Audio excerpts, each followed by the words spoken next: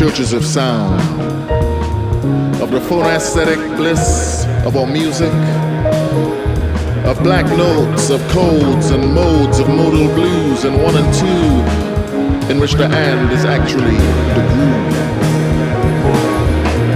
the beat between each breath.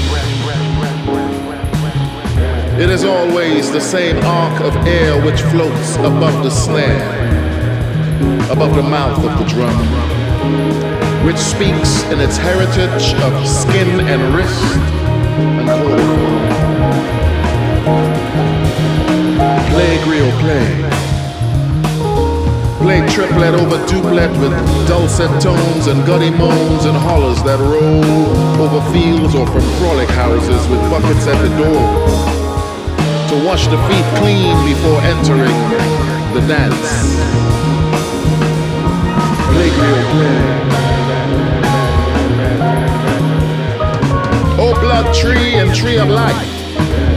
Oh, blood tree in Congo Square in New Orleans, where ashes are still thrown today. Play griot, play on Frenchman Street, where there were spasm bands who built combustion in the air, who transposed the fleet rhythm of feet, beating the earth to freedom into the new thing.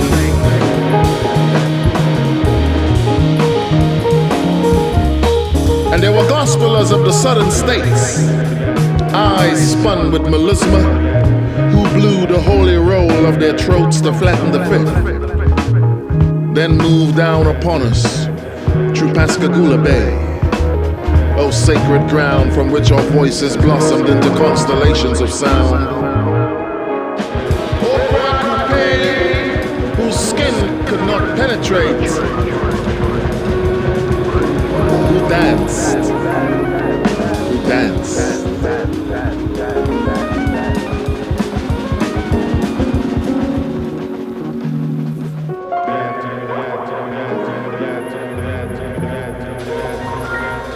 Oh, Buddy Bolden, and his head held the horn. Oh, Sidney Bechet, then shoot us into the wild Caribbean. Oh, gospel of soulful days, conceal us among the dry palms and plains and saints of La Pastora, with metaphors for joy, which hit blades and smiles, which hit scars and wild island jazz. Move elsewhere with obia, burning water into sound, dip like Leader Jim to one side, chanting hymns to kill death,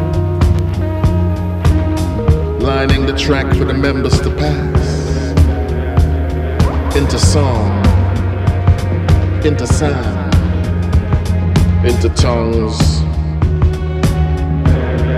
extending outwards to brightness and expanding each time in every beat and bell, every line, precious and impossible. The process of the Creole is the rhizome, the process of roots that reach centrifugally. In Glisson, the diaspora is circular. The insistent ripple of creolization expands outwards through the earth, throughout human experience.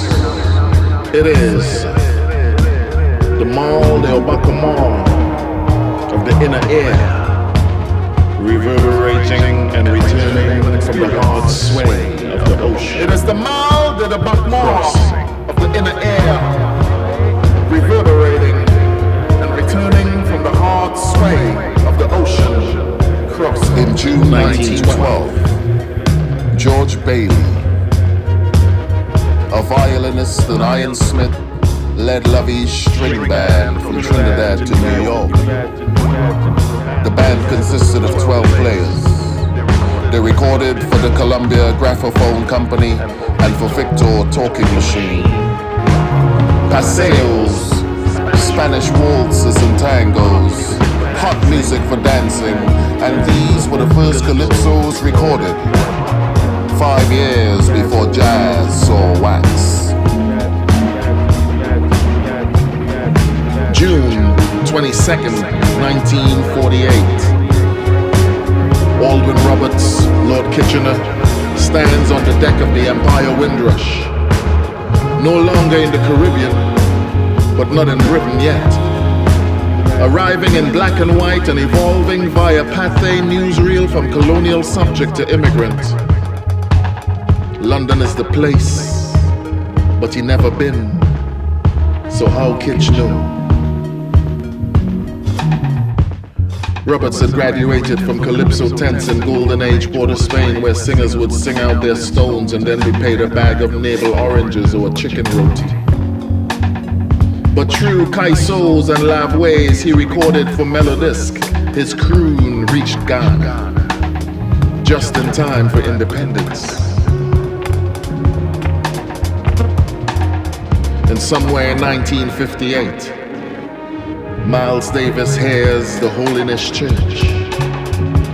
Spooked the dark and trembling trees as he passed through the undulating fields of his grandfather's Arkansas on those Saturday nights. And how later that swing he heard the members churn enters all blues, and so what?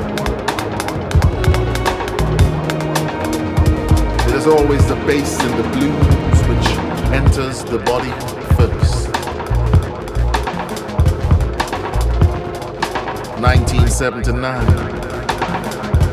Ralston Charles from Tobago takes dub plates of soca. The new Mighty Shadow, Toe Jam, Disco Daddy, the new Lord Nelson to discotheques in Manhattan.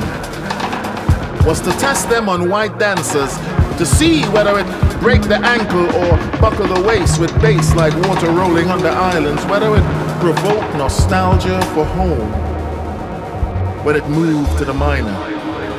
Ralston said, without music, everything happens above the knees and below the waist.